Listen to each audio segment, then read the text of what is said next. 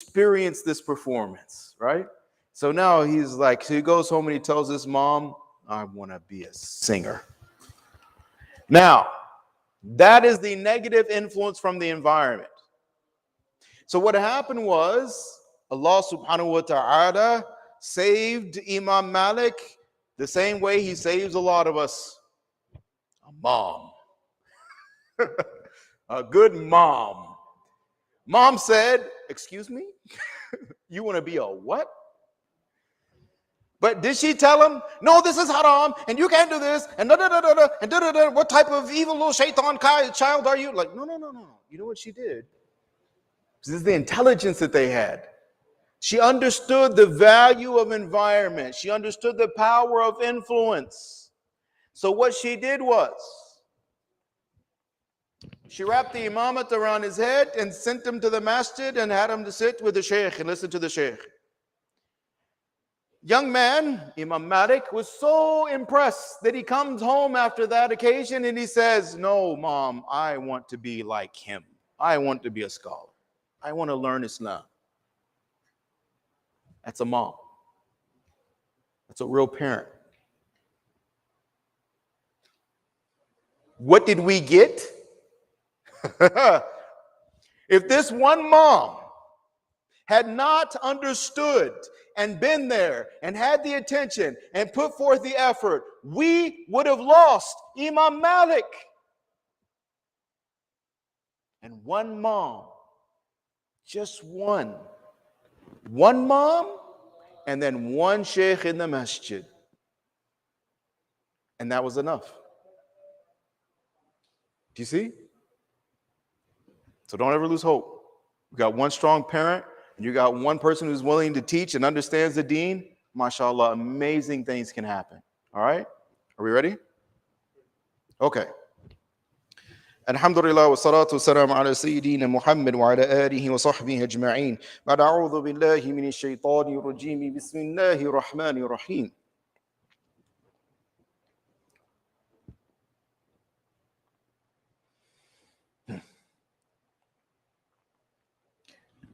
Nabi alayhi salatu salam, he said more or less the meaning, innama bu'ithtu. So he's saying that I have only been sent. This is the reason why I have been sent or raised. Literally, it's raised, right? For the perfection and the completion of what? Makarim al-akhlaq. This is sort of, and by the way, there's no issues with this hadith. Meaning, Nabi alayhi salatu wasalam said, my whole reason for coming to you is regarding your akhlaq. Now, the person, well, isn't it about aqeedah? Trust me, you can't have a proper akhlaq without the proper aqeedah. Our akhlaq is based on the aqeedah. That's the reason why when people come to you and they say, I just want to be a good person, right? There's no way that you can be a good person, a good human, without the aqeedah of Islam. Because you have to define two things first. What is good? You're using the term. What does it mean? Define good. And then define, I'm being a good human. Define human. Define person. Don't use terminology, especially when you're talking about the purpose of your existence. Especially when you're talking about the path of your life. Do not use terminology with yourself that you yourself are unclear with. You see? So now this makarim al-akhlaq, what is this about? This is about you and I understanding how to interact with Allah subhanahu wa ta'ala and the creation of Allah subhanahu wa ta'ala. So this is about. And that means internally also. So you talk about like adab, right? Adab is like, it's about refinement. When you start talking about etiquette and everything, it is the refinement, meaning it's the final stages. It's the beautification. It's the adorning of an already reformed and mature character, Muslim. Then adab comes in afterwards. See, everything's become backwards. So we want to like make sure that everybody understands etiquette, right? And then like we have some of the particulars that has to do with the maturation process, but now the reformation process for the most part has been abandoned. So everything is backwards. We're emphasizing the wrong thing. We've inverted the paradigm. Do you see what I mean? This goes against the whole reason why Rasulullah ﷺ was sent in the first place. So when somebody says, I make salat 5 times a day, I paid my zakat, I've been for Hajj, I fast during Ramadan. That's wonderful, that's beautiful. Those are actions, those are obligations. It's an obligation on all of us. The fact that you're doing it, may Allah bless you and grant you istiqamah. It's not what we're talking about. You're talking about quantity. Allah and His Messenger, alayhi salatu wasalam, they also want you to focus on the quality. It's not a checkbox. It's a bucket, if you will. So every salah, we just made Maghrib. Some people showed up with their buckets and some people didn't. Do you see what I mean? So some of we came with our buckets. And how much benefit do you plan on getting? Full bucket? A couple of drops? Half a bucket? How much benefit do you want to get from the salah? Because the benefit is going to be based on the quality of the salah and the fadl of Allah subhanahu wa ta'ala. Now, the same way we have to approach like now, how are we going to understand how to raise children? Well, if Nabi alayhi salatu wasalam, if he's saying that I've been sent to you to ennoble, to beautify, to elevate your character, and he is uswatun hasana for us, he is the best of examples for us, he is our role model, then as parents, what are we supposed to be doing with our children? I think the answer is obvious, right? So what we want to do here today is, first of all, that one point, let's go ahead and establish what the overall mission is first, because that's at the root. In terms of branches, I am worried about my, like I'll give you the various things that come in front of me, right? I am concerned about my child's education. I am concerned about their behavior. I'm concerned about who they're going to marry. I'm concerned, like you have all these various concerns. My kid is doing this. My child does this. They won't listen. They won't this. Is like blah, blah, blah, blah, blah, blah, blah, blah. And mashallah, and these are legit concerns. And the emotions that these parents are feeling are, we're not talking about validity here, but the fact that that parent is feeling this, it is real to them. And that's the part that matters. They're in pain. Because as parents, whether good or bad, I think it's safe to say, at least within the Muslim community, the vast majority of us, we love our children. We love our children. We don't want harm for them. Right? And we do understand that we are harming them. Most parents, they won't admit it. Right? But if you get them quietly, sit them down alone, most parents will admit, yeah, look, I'm a human being. I haven't done the most amazing job in the world. I could have done better. Like there's so many things that I can improve, that I could improve on. I'm telling you that as a parent myself. I'll be the first one publicly in front of all of you. I will admit that to you. Right? I'm married. I have 5 kids. 3 of them are like full grown in their 20s now. Like, and I am telling you, okay, it's nothing to be shy about. It is what it is. I made a lot of mistakes. I mean, numerous mistakes. And it impacted my children adversely. There's no doubt about that whatsoever. And I beg Allah Ta'ala to put in their hearts to forgive me. And I beg Allah Subhanahu wa Ta'ala to forgive me as well for my incompetence and my ignorance. And to a certain degree, my arrogance. That's the thing about youth, right? You always think you know what you're doing till you don't. Okay? Now that we got that out of the way, but what is the thing that I needed and you need?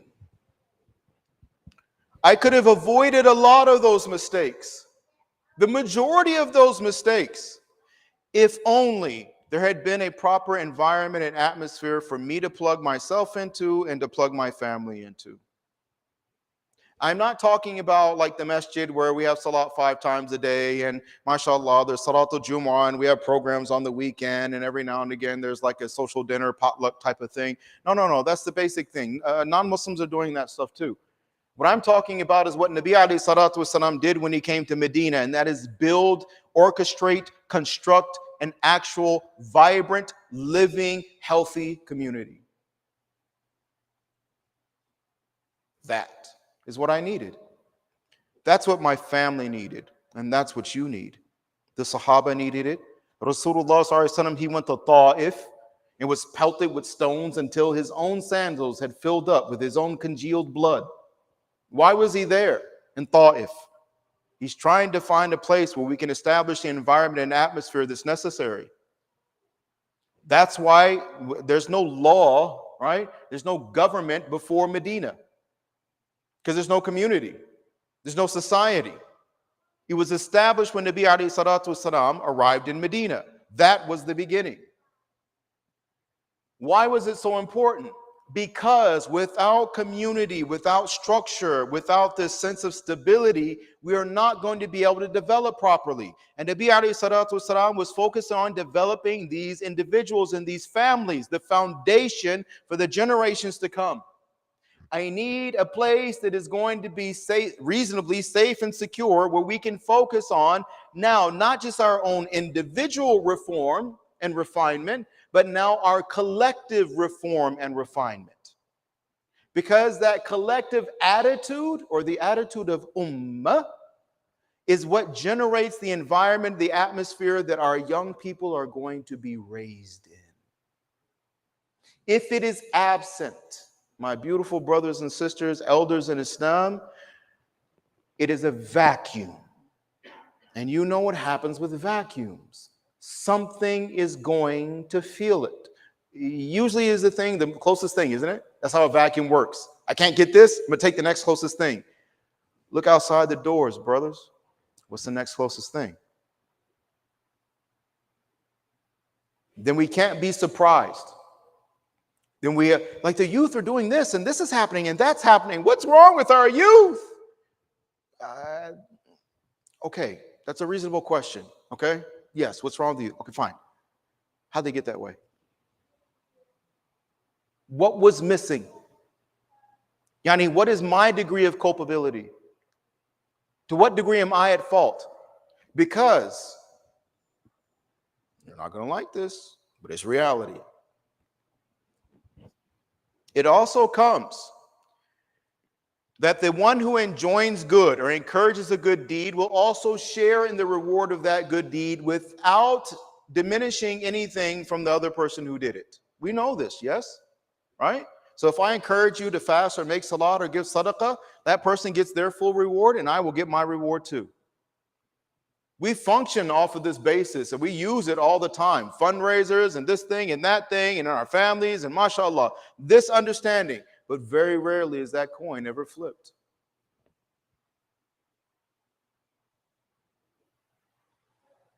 Qabil, he murdered his brother Habil.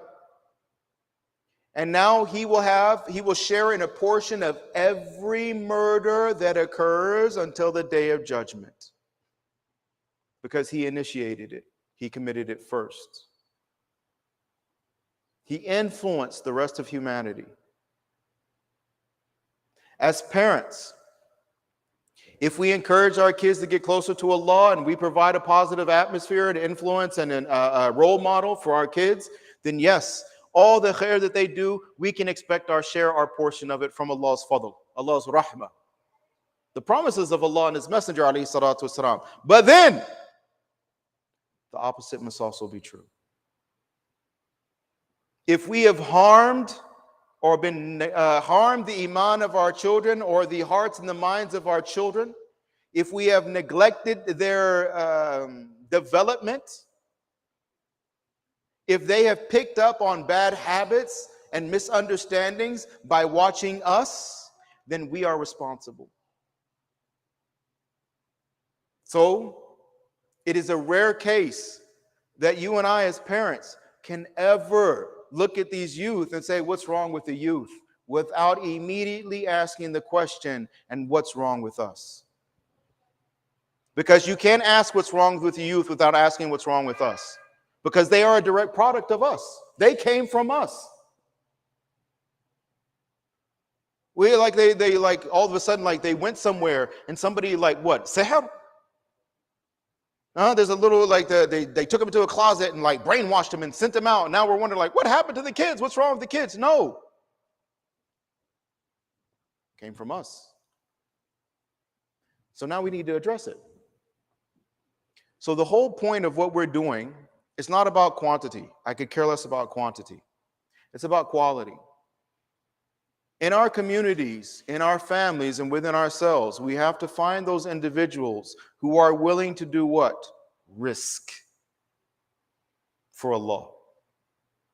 Sacrifice for Allah. Without calculating. I have regularly brothers that will come up to me and explain to me like they've gotten themselves in a situation where they have lost 50,000 here, 75,000 here, 150,000, 300,000, a million plus, like different situations. I'm talking about like at one time. At one time, right? And I'm thinking, subhanallah, what people will, this thing that money that is valued so much, and yet you look at how people will spend it and what they're willing to risk it on. And it makes you question, do they really have value for it? Because then the risk assessment is like it's not there. The vast majority of these situations where this money was lost, and I'm like it doesn't take a genius to figure out like this was a horrible move.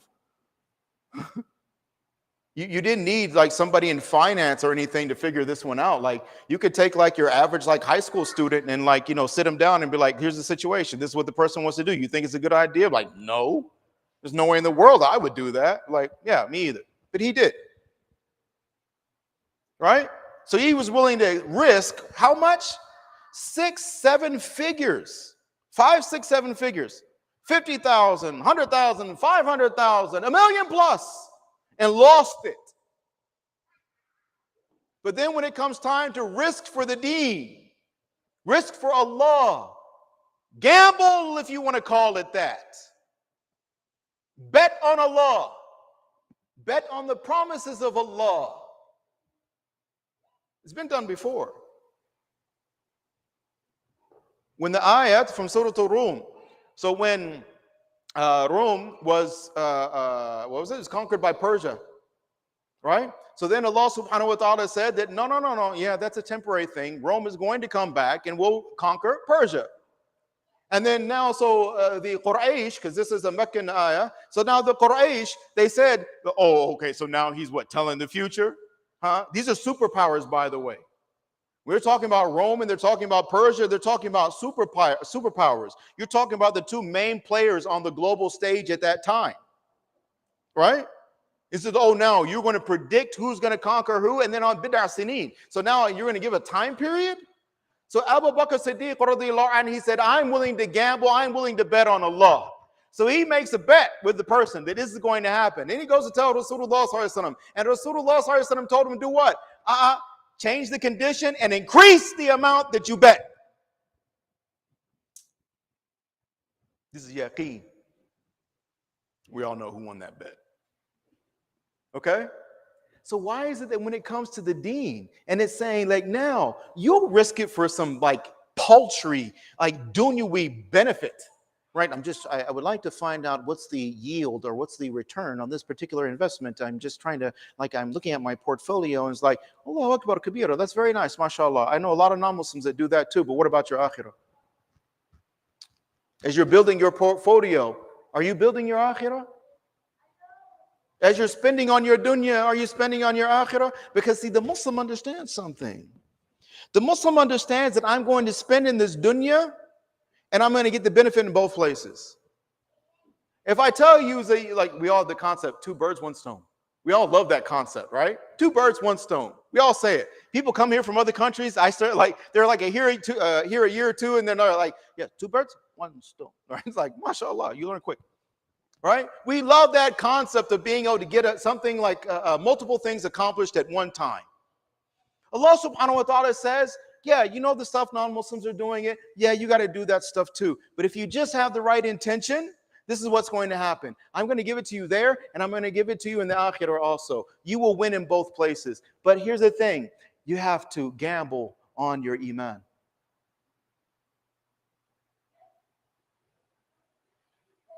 You see, the money and the resources and the time and the commitment, it's because of why? Why are children suffering? Because of weak iman. The weak iman of the community. The distracted interests of the community. The lack of knowledge within the community. The external influences upon the community. What I am proposing is that we already began, right? I'm trying to see feasibility at this point. What I'm proposing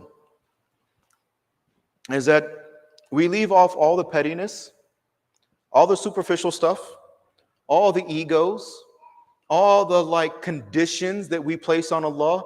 Oh Allah, I will only go this far. Oh Allah, I'm only going to give this amount. People come, they say that to me, and I'm like, why are you telling me? Are you giving it to me? Are you giving it to Allah? Because if you're giving it to Allah, then you can put the money in my hands. Because I have to deal with it like the way Allah wants. I work for Him, right? But if you have conditions about I only give this amount and this and that and the other, then you need to talk to my boss. You need to explain it to him.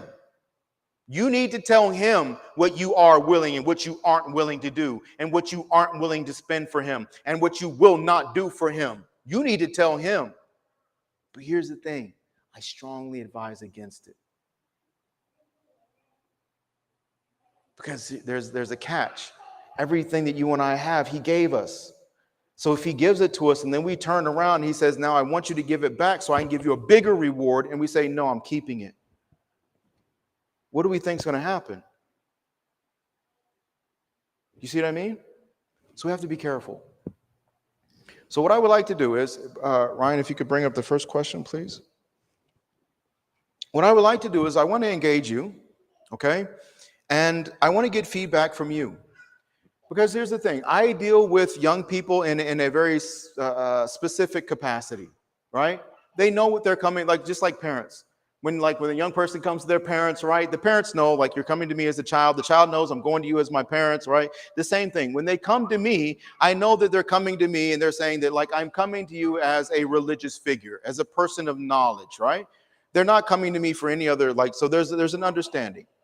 So your perspective and your input is invaluable. Why? Because it is because of your own personal experiences, individual experiences, that you share your input and your experience with me, which means it makes it into strategic planning and development and all those types of things, right? It's a consideration when we actually sit down and dissect and analyze these issues that our communities are facing.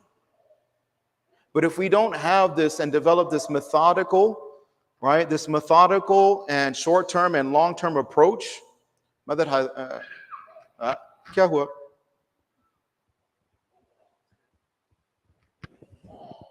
Where's the question? The number? Okay. Ryan, I want you to explain so I think I can do it. They showed me this one time, so please forgive me. Okay, so this is how the whole thing works, okay? So on your phone, you're just going to go to a regular text message, right? And at the top, where you usually put the name or the phone number, you're going to put 22333, all right? Then in the actual message box, you're just going to put IOM 970 space, and then you're going to put your answer. And all of it comes directly here. And inshallah, as soon as you are done, we will have the results. So we will give you 2-3 minutes. I'll talk through that, inshallah. And then when I get the little signal of here, and please be patient with us. One thing I hate being the whole sitting with you guys for an hour, thinking you're going to sit in this, it's kind of warm in here also, and sitting in but no, I want to interact with you. All right. So we're trying to figure out creative ways to interact with you, inshallah, without, you got to keep out some of the riffraff, right? But at the same time, we want feedback.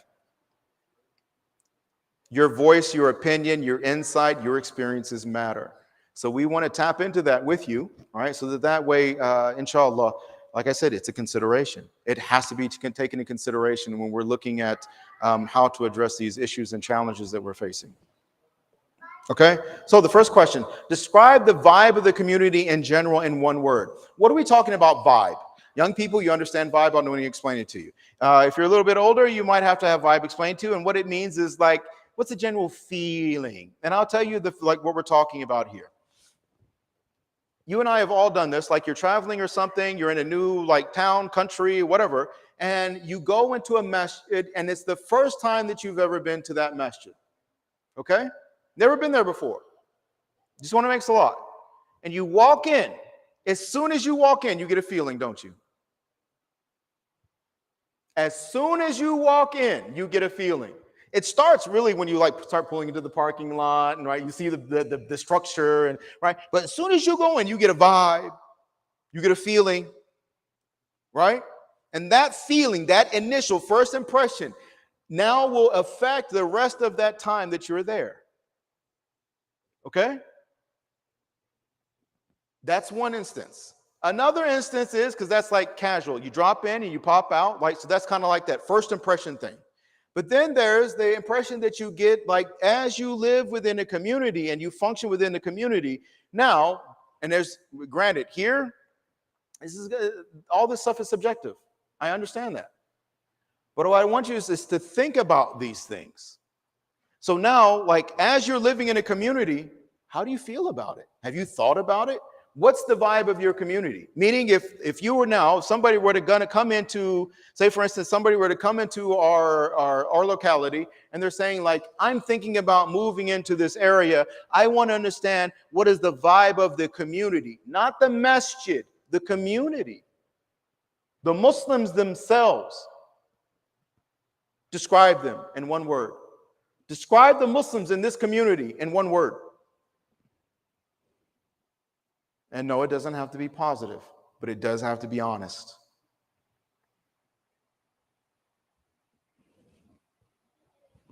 I notice this in the Muslim community. We have a habit of this. We like glossing things over. We like to try to and we call it husn al-dhan, when actually there's a tinge of cowardice to it. An ego. I don't want to be told I'm doing something wrong. And if we bring up an issue, then we're going to have to address the issue, which means it's probably going to require me to do something, and I really don't want to do anything. These are the two things that we have to fight.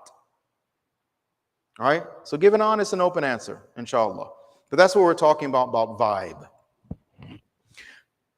So this vibe, ask your young people. Talk to them. Take this question and you do your own research. And by all means, come back and share the results with us. Talk to your young people. Ask them this question right here, or all these questions, and get their answers from them. And here's the thing. You may have to tell them, I'm not going to judge you.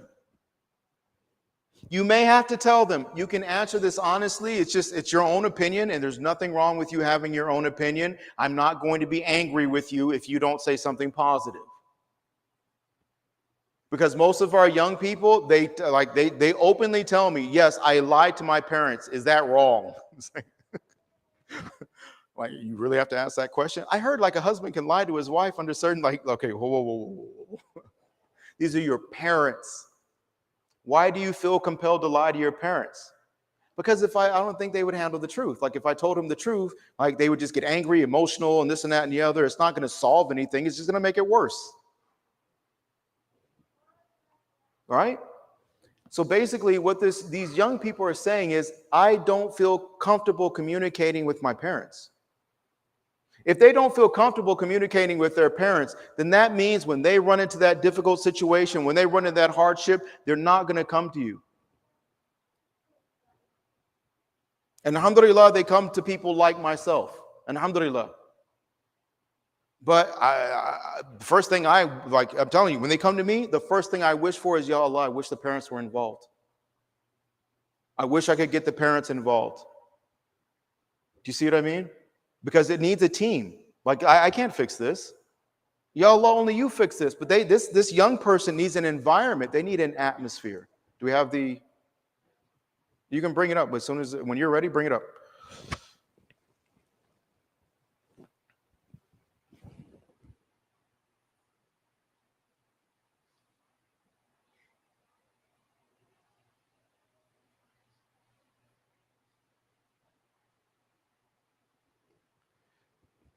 Okay, so what we have here is, if I remember correctly, word cloud. So a word cloud, what it does is going to take your answers. And as more, you get multiple answers that are the same. So say, for instance, friendly. So if more than one person, 2, 3, 4, so the more people put friendly, then that word gets bigger and bigger and bigger. Okay, so you like, mashallah, you see here a collage, right? So this is a snapshot of the opinion of the community that's right here, right now. Stressed, careless, distant, lack communication, smiles, many, cause, eager, curious, basic, closed, vibe, friendly, broken, complacent. This is a gold mine for me. Do you see what I mean? And it should be for you too. And leadership and so on and so forth, right? This is why I want to interact with you. I need to know this. You need to know this. Now we can actually start, you can bring up the second question also, by the way. Now we can actually start looking at, like, this is how you feel. Like, brother, they shouldn't feel this way, and this is like not how you, like, Rasulullah, like, be quiet. Why? Because this is how they feel. Stop invalidating other people's feelings. Right or wrong is irrelevant. This is how they feel. Regardless of right or wrong, this is what you have to deal with. Leadership is about understanding the emotion, the feelings of the people that you're leading, and then now you have to try. This is what Rasul, look at it. I'm explaining to you now, our Nabi alayhi salatu salam. And then now you use your influence, your knowledge, your experience to gently nudge that person closer and closer to Allah subhanahu wa ta'ala. You're not feeling that. Do you see what I mean? Next question. Are you satisfied with the way leadership is currently addressing issues in the community, specifically with the youth? Now, I need to define something here because there's a term here. Leadership. That term, we can't use the Islamic definition here.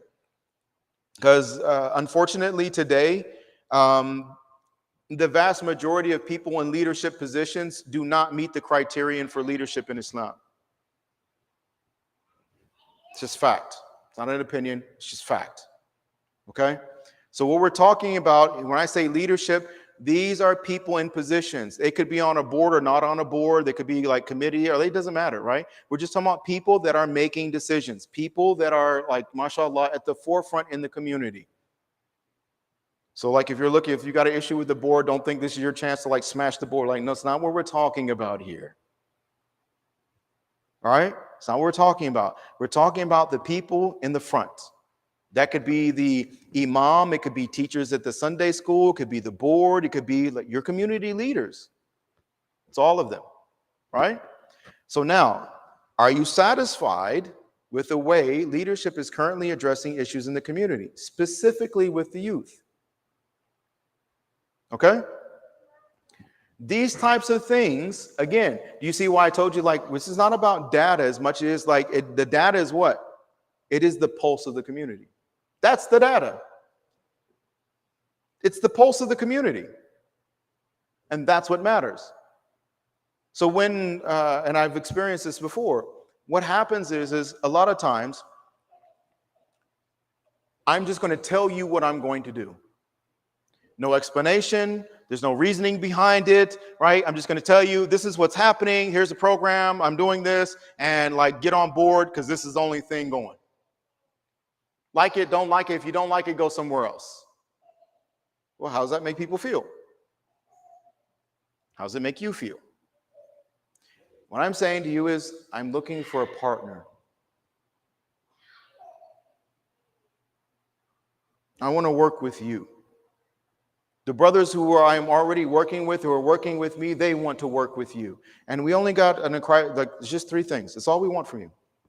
You're already Muslim, and alhamdulillah. Just want three things from you. Number one, be humble. Leave your ego at home. Better yet, don't even leave it at home. I'm sure they don't want it either. Okay? Like on the way into that, like you could be driving to the masjid, just like you just roll this, hit the window, mashallah, have a drink of coffee, whatever, throw the ego out the window, roll the window back up and continue your dhikr. Mashallah. Nobody will mind. All right?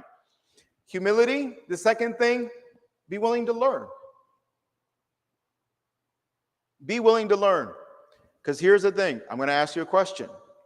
What is the criterion for leadership in Islam? Do you know? And this is not subjective. I'm not asking your opinion about leadership. What is the criterion for leadership in Islam? You see what I mean? We have to know this. And I'll give you one, just one. First, you have to be the best follower.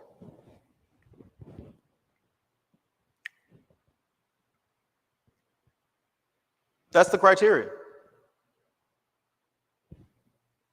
Uh-oh. You see what I mean? Abu Bakr Siddiq radiyallahu anhu. Was he appropriate? Why? Because you were impressed with his business acumen? Huh? Because of his degree in psychology? No? Was it because, mashallah, of his hedge fund and the fact that, mashallah, he's an investment banker? No. What was it then? What gave him his status? If not following Nabi alayhi salatu wasalam, if not obeying Allah subhanahu wa ta'ala, and you look at Umar, and you look at Uthman, and you look at Ali, and mashallah, and then you look at what happened when leadership stopped meeting that criteria. We also see what happened then. Meaning, if we just look at our history, we have no surprises left for today. Right? Here's your answer. Are you satisfied, yes or no? Roughly a quarter of you, yes. 3/4 of you, roughly, no. No problem. So from the ones who said yes, for us that we want to understand from you is, what do you like about it? What's going right? What are those things that, like, mashallah, that highlighted in your mind that made you think, like, no, I'm happy, right? I'm good. And then for those who said no, it's the opposite. Okay, no problem. That's legitimate. So now the question is how, like, what are the issues that are jumping out to you? Like, what is it about, like, what is it that you're seeing in the programs or with the youth or this or that or the other that you feel like certain issues are not being addressed or needs are not being met, etc.? What are those things? Because if you're not informing anybody, right, if you're not making yourself known, then nothing is ever going to be done about it. And that means your children will continue to suffer and other children will suffer as well. So you see, this is what we miss out on. We miss out on the positive influence and suggestions and input from those people that they are happy. And we miss out on the opportunity for improvement by getting the feedback from those people that are not as happy. Meaning, no matter what the answer, we can make it constructive. Okay? You're going to bring up the next question.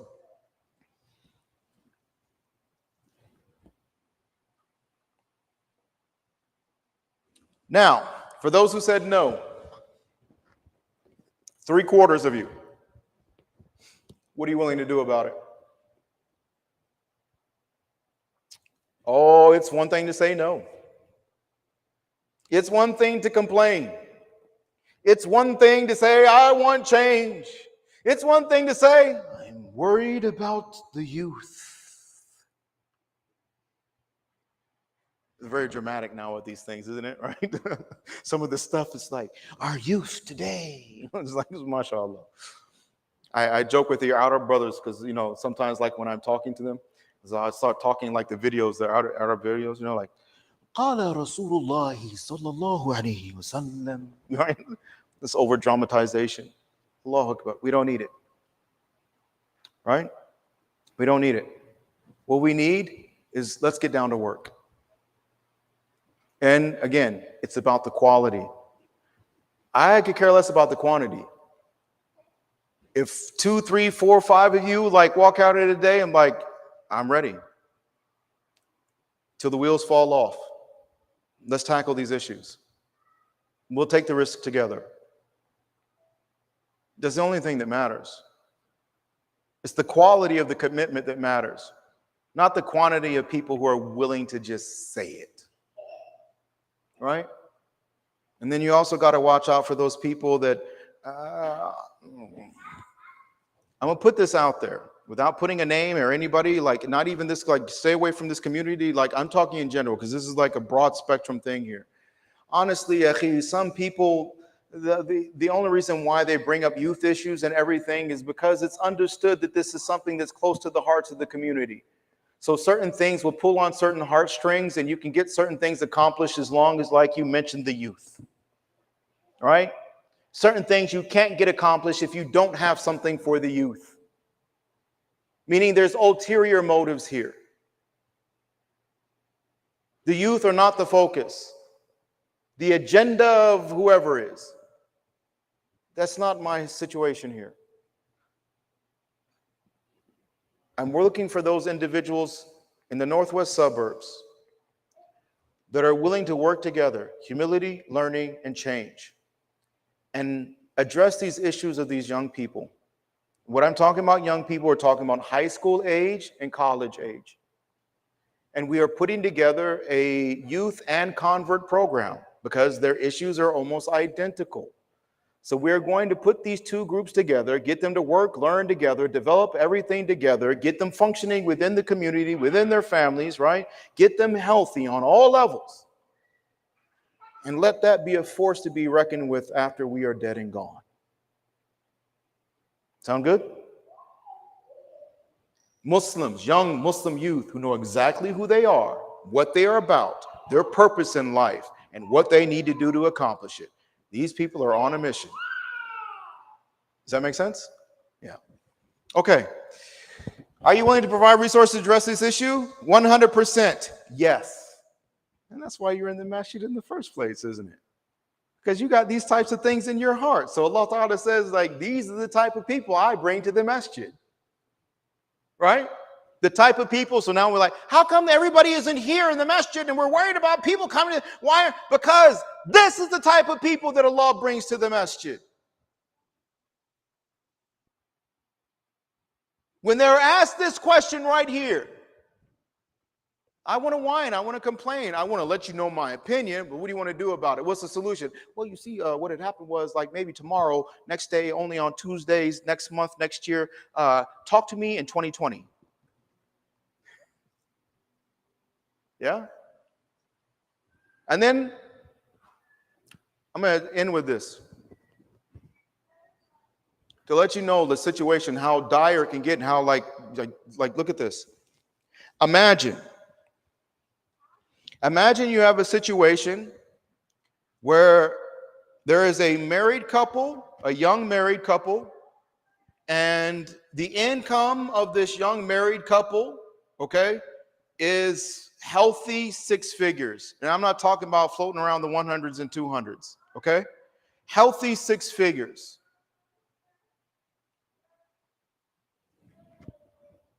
They're about to get divorced because neither of them understands what a husband and wife is, mother, father, there's children involved now and everything else. None of them understands anything. The only thing that they're really good at is their job. That's it. Career-wise, rock stars. Do you hear me? Career-wise, rock stars.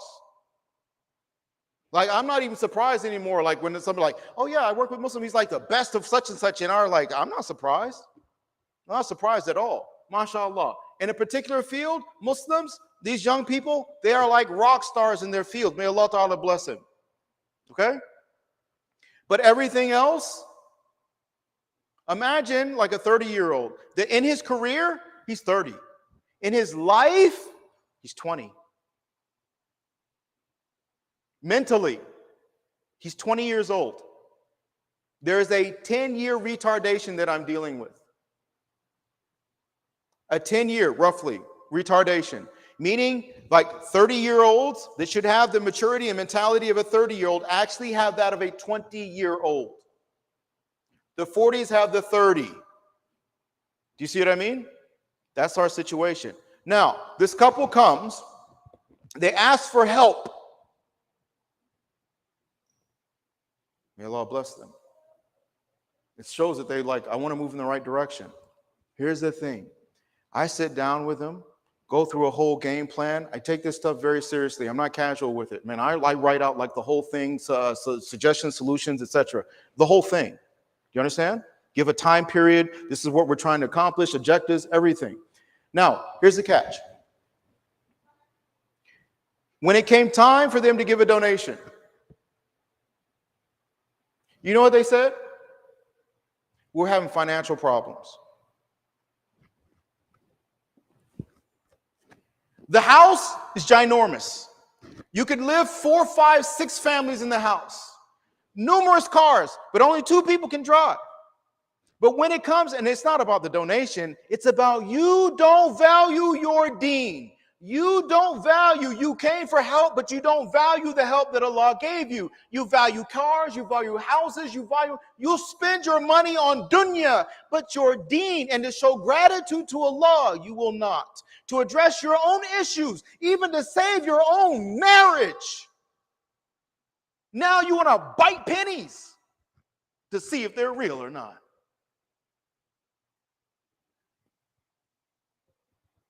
I want to save the children. Fine. Fund it. Finance it. I'll put a plan in front of you that will blow your mind. Finance it. Show up. Show me. I'll do the work. I got brothers, I got chomping at the bit to do the work. Okay? But it's big. The problem is big. Which means there's a certain level of commitment, a certain level of dedication. It's not a momentary thing. We're talking, I'm locked in with you. Let's get it done. May Allah accept us. May Allah Ta'ala bring these efforts to fruition. And if nothing else, we'll die trying. And we'll die, and we'll do it together. We'll work together. We'll make effort together. We'll take the risk together. We'll sacrifice together. And either we will be victorious and successful together, or we will die together. For what? For ourselves and our families and our kids and our communities, Muslim and non-Muslim. Questions, worries, problems, concerns? Other than the... No, leave. That's why it's with 3, well, that's good, inshallah. We are going to keep going with this, inshallah. So the brothers have the feedback and everything. There's snacks and everything afterwards. Isha, the adhan for Isha is at 9:30, I think. Yes? 10? Adhan at 10? Yeah. Oh, you're scaring me, brother. You're 10 o'clock adhan. I was like, oh, mashallah. True warriors. No, we're strong like that here. Yeah, we do those 11 o'clock iqamas, mashallah, even in August, mashallah. May Allah bless you guys. But again, we want to, I'm not here, this is not a one-off program. Please don't treat it like a one-off program. I want to develop relationships with you. I want to sit down with you. I want to talk with you. I'm serious about this, guys. And the minute and as long as I believe that you're serious and you really want to do this thing, I'm in it with you. The minute I go on and I do something else because there's any number of challenges and issues that exist. And I'm just looking mashallah, find the people that are the Muslims that are willing to make the sacrifices so we can address these challenges. It's always been hand in hand, 2 right hands. It's always been those who knew the dunya and those who knew the deen, and they worked together. They intertwined their efforts. I'll provide the resources, you provide the strategy and the pathway and the knowledge, and together we are going straight to Allah subhanahu wa ta'ala. Whereas now, these 2 sides that sometimes seem to be at odds with each other. From the side of the ilm, it's I'm trying to give, but the people don't want it anymore. I'm giving knowledge. I want people to take it up, but they don't want it anymore. They don't have a value for it anymore. And then on the other side from this, like all these ulamas and these people, everybody's trying to take my money. I work hard for money. It's my money. I want to keep my money. Stay away from my money. Okay. If that's the case, no more complaining. No more whining. No more this one's doing this or that one's not doing this or this one's not doing enough. I'm telling you, you have an opportunity. And I will put the opportunity in front of you, and you are more than welcome to criticize it, critique it, provide your input, etc. It's the deen. Okay? And if you cannot find any problem with it, what I'm asking you is this: commit with us. Let's be a force of change together. That's what I'm asking you. Those who want to, may Allah bless you. May Allah accept all of us. Those who don't right now, brother, I've seen amazing things. My hope is it might be tomorrow or the next day or the next month or the next year. We never know who Allah is going to accept and when. We just ask that Allah Ta'ala accept all of us. Ameen ya Rabbil Alameen. Jazakumullah khairan jaza. Inshallah, next month, please, the brothers will have, if you would like to, regarding subject matter or topics, regarding because the youth program, inshallah, bidhnillahi ta'ala is coming. I have another scholar who is moving here from California. He's going to be helping us. I have another one that's in the South. He's going to be working with us as well. I'm telling you, we're serious about this. Okay? I'm working with other ulama and everything in the localities. We are very serious about this. But I need serious people. And that's the real, I'm putting it out to you like this because I don't want you to show up with a casual attitude. I want you to know that we're working here. Okay? This is not volunteering. This is work. We're working here. Even if you only give 2 hours a week, that's 2 hours of work, not volunteering. Do you see what I mean? It's a different mentality. You want to address issues, you can't do it with a volunteer mentality. It's got to be with a work mentality, isn't it? Yeah? May Allah accept all of us.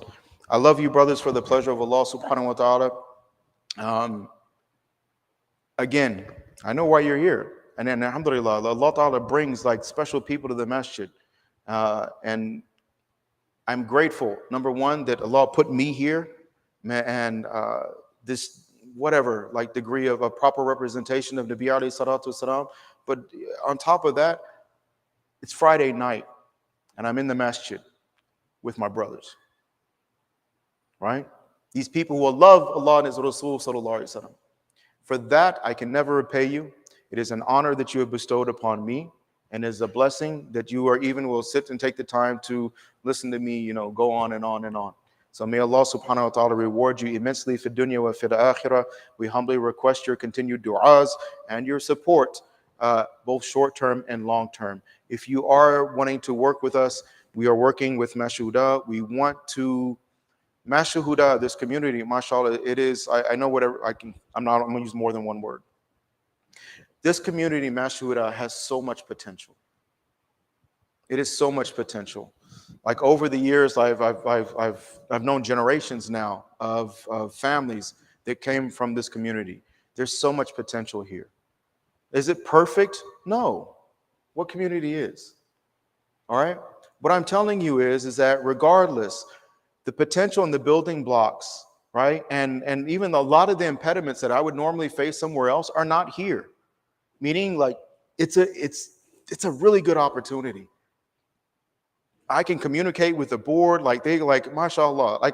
Yeah, they're not perfect. I love these guys. They're not perfect. They make a lot of mistakes. I make a lot of mistakes. But one thing interacting for years and years, or the ones I do get to interact with, right? Is that subhanallah, I love these guys. Okay? We have an opportunity to do something in the northwest suburbs, and we can start right here at Mashuhuda if you want to. I hope and I pray that you want to. May Allah Ta'ala accept. Jazakumullah khairan jaza wa akhiru da'wana and alhamdulillahi rabbil alameen. Subhanallahi wa bihamdihi subhanaka Allahumma wa bihamdika wa nashhadu an la ilaha illa anta wa nastaghfiruka wa natubu ilayk. Subhana rabbika rabbil izzati amma yasifun wa salamun ala al-mursalin. Walhamdulillahi rabbil alameen. Bi rahmatika nastaghith.